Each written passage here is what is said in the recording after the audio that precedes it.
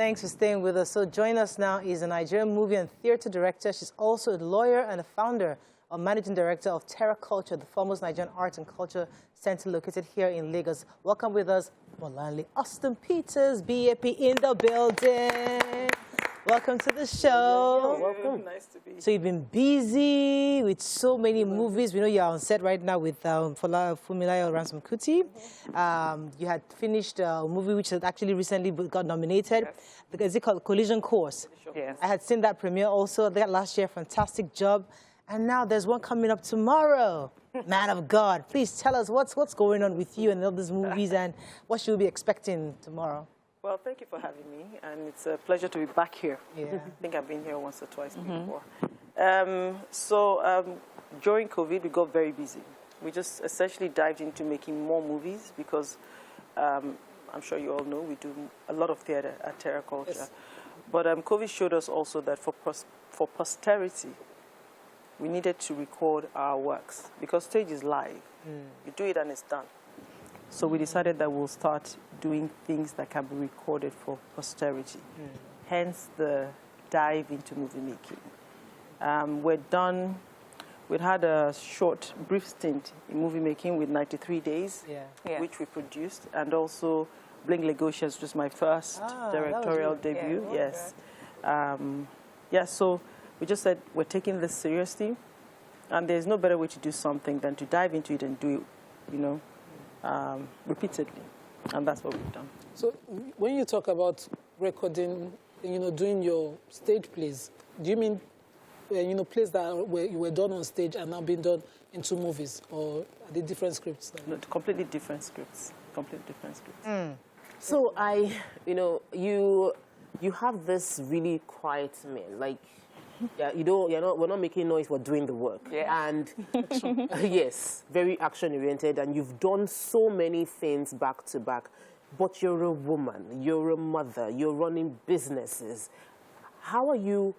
It's a bit from what we're here to talk about, but it's just, I'm just looking at you like I feel I'm busy, but you're definitely busy. How do you good while at it? And you look good. So how do you do this? How do you marry it? What are the things that give? Occasionally. Yeah, it's a very good question because, a lot of us tend to feel that we have to be perfect. I'm not perfect. I've embraced my imperfections. And in the course of running Terra Culture, which is a multifaceted business, and doing all the direction that I do, some things have given, certainly. One is your health. There was a time I was very ill because, you overwork yourself. So now I'm deliberate about taking time out during the day to sort of like rest for 30 minutes or 40 minutes in the course of the day. The second thing is friendships. You don't have time to socialize. You don't have time to keep up with friends and chit-chat. Remember the birthdays? Yes, I've lost all that skill set.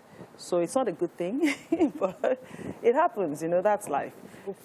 But yes, it also... That's why I know, because I know that happens to people like you, because I try to always keep tabs with you. I always send you messages to remind you, to say, listen, we're there to support you, because I know that someone like you can never know, and that there are people there to support you. That's why it was so important to me. Like, I always send messages, but I'm happy that you said it, that you've lost that skill set, because even me too, I've lost that skill set, but I'm trying to make a deliberate effort to actually... Yes. So I love that your movies, I mean, the one that I've seen, we all watched one together, and then I've seen like clips of the one with Akan, and the way it's so authentically Nigerian. Yeah. So I love that, and I always, when we talk about it with Nollywood movies, sometimes it's either we're trying to copy how they do it in Hollywood, or sometimes we just, when we depict Nigerian stories, it's always in the negative. But I like this balance where we see Nigeria, Nigerian actors, Nigerian stories in this new light. What would you say has inspired that form of storytelling for you? Well, first is that we have beautiful stories. I mean, our lives, our stories. The second thing is we have a beautiful culture that we need to package appropriately. Yes. But more important is the fact that I'm a very serious person. So I kind of don't understand. I try to do things that are fun and silly, but it just doesn't work for me. So I found out that what I like, because I'm a student of history, I love literature, I like my art to reflect life. So when I did Bling, it was my idea. It was a parody of Lagos high life, of the fake women, of the fake lifestyle, of people who are living way above their means. And we all know those people. So that was a story that was quite important for me to tell. It's my own way of preaching. So what I've done with Man of God was an idea that came to me because I'm a faith person, you know, but the way the charlatans have taken over the space and they've turned religion into a business and they've turned religion into profit making and also abuse of the innocent people who are looking for God. So Man of God is another parody. It's very satirical of the realities that we're facing in Nigeria for those who have turned the name of God into a PLC. But I've done it in a very,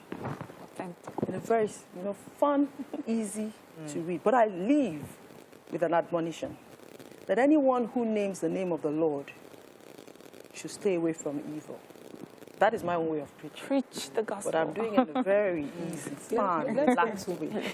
The fact that, you know, you not only direct stage plays, now you're doing movies, you know. How has it been? Is it the same? And has anybody ever spoken about your work? I mean, in the categories of awards and all of that, your work directing stage plays as well as movies and, you know, credit you for that feat alone.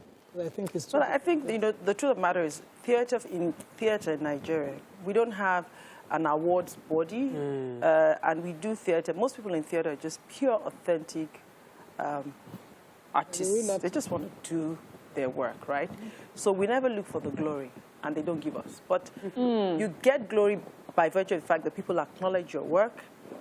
Your work travels the world, and it is you know, praised. And so that, for me, that's fine. And you create a lot of jobs for young people, and you transfer skill sets. So for me, that's okay. Movie making, on the other hand, is much more, is a flashier environment. You look at all the awards. Collision Course has taken at least about 13, 14 nominations so far. I was going to ask that. Yeah. Yes. And I watched the movie and I froze. I froze. You watched it also? No, oh, goodness. That was such a fantastic script. Who wrote that script? James Amuta wrote that script. I've worked with James in the past. I didn't know he was that good. James wrote that script. Oh, my goodness. But he came back and she was raving about it. Yeah. It was something that happened to him. But it was a story that he had encountered the police, but the outcome was not good. So I tweaked it. And what I tried to do was to understand the mindset of the average policeman in Nigeria and a young person in Nigeria. So instead of trying to look for the blame, what I tried to do was to get everybody to understand the fact that we're all brutalized. Yes. And it's not him against her. It's all of us together in this collective pain. So I like over and over again, I'm hearing that you're passing a message and you're intentional about passing a message. And it's something that I feel it's a bit lost in the desire to trend, make money, because this is a business. You have to feed and live up the lifestyle. But I like that you're passing a message. And what would you say is do you have a running theme for all your movies, or everyone is pushing a different narrative per time? Every single one is different. But what I found out, like you rightly said, in doing it as a business, is that there are some things that cut across. Okay. Every movie must be relatable. People must be able to see themselves in the art that you're part. That's really what it is about. And then I also make it light, so that the message is not lost on even a child. So it's easy for you to sit down, laugh, but for the very deep, they'll be like, oh my God, she's passing a very, very, very subliminal message, but it's in there, you can feel it. So, yes, I'm going to touch on so many things that I experience myself on a daily basis, that you experience every day. And that's why the relatability of the story is what is critical. If you get that done, and the fact that we're a business, our brand has grown sufficiently, locally and internationally, that when we say we're coming out, I don't have to be personally all over the place. The brand speaks for us, so it sells us, and that's what's critical. And for someone who's had to audition a lot of people, do you audition a person beyond what they do at auditions? When a person comes for audition and they are already popular, you just deal with how they interpret a script you give them at auditions, or do you do background checks? Do you do more? So it's a mixture, a combination of both. So there are closed auditions, which is, oh, I have the script and I think, oh, you're going to be great for it. So I'll call you in and say, listen, I want to, can you read this for me? And at times, it's spot on. At times, they're like, well, even though I really wanted you, but yeah. But then there's the general one. But because they get so, at times they get 1,000 people in one day. So now we've reduced it now to online. So that, you know, auditions used to take a week. You know, queues and queues of young people also just tired in the sun. So yeah, so we now do online. We sift, then we bring in, correct. So I know a lot of people are watching, younger people, and I want to be like you. How can I be like you? You know, especially when you think you start something and then there's just so many challenges just being an artist in Nigeria. And here, you know, is BAP. She's just done it all. And some people may say, oh, she has money or she has big influential friends. That's easy for her. Is it really true? Can someone without the connect can make it in this industry? I think in life anybody can be whatever they choose to be by the grace of God.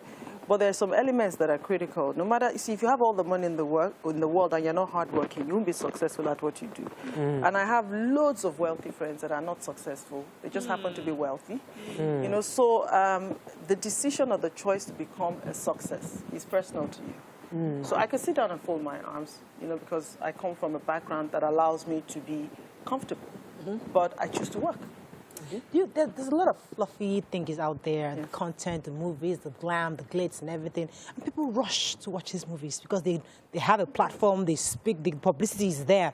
Do you feel you compete with these guys? I mean, do you feel like you have to kind of live up to these expectations to do what people want? Or you want to stick to this pattern of you have to tell a story in a certain way that is deep? You know, some people might get it, some might not get it, but there's something that Nigerians love. They love that.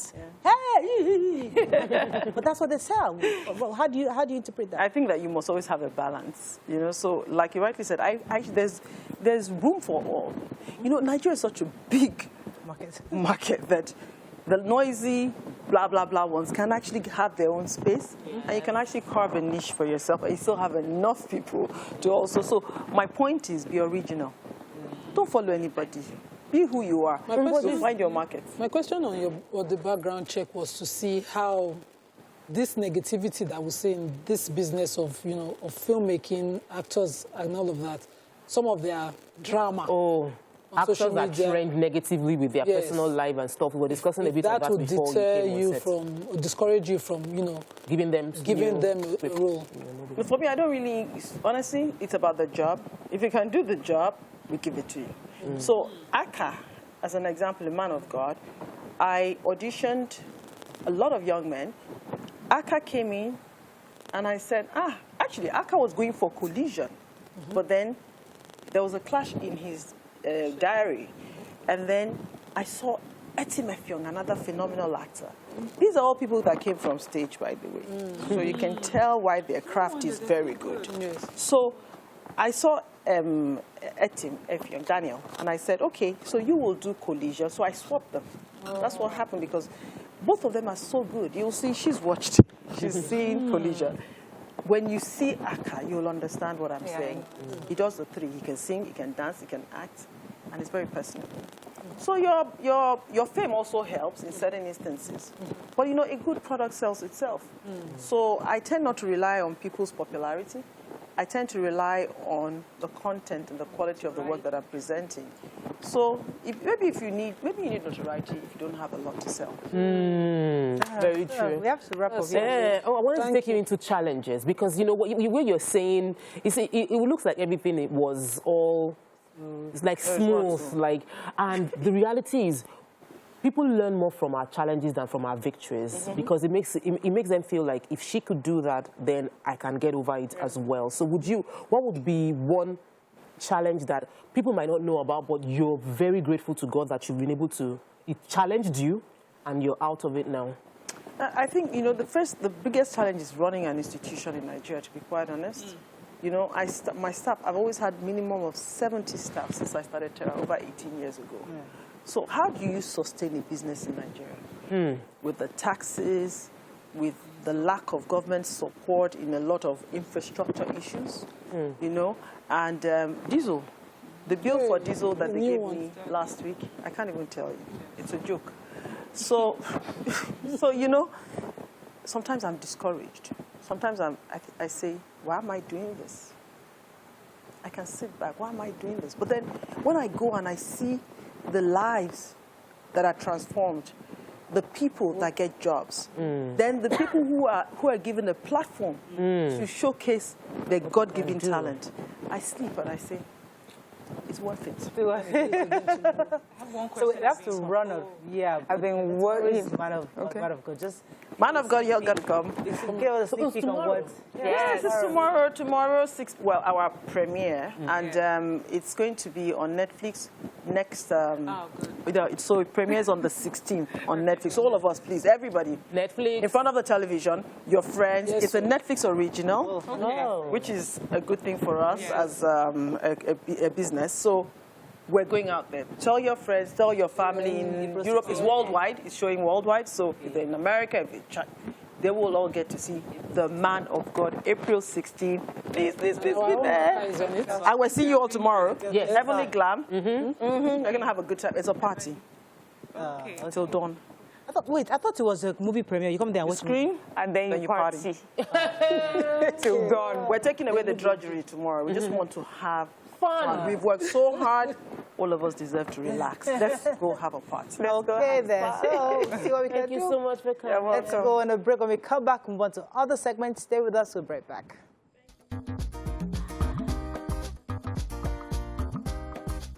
Stay tuned. Your View will be right back.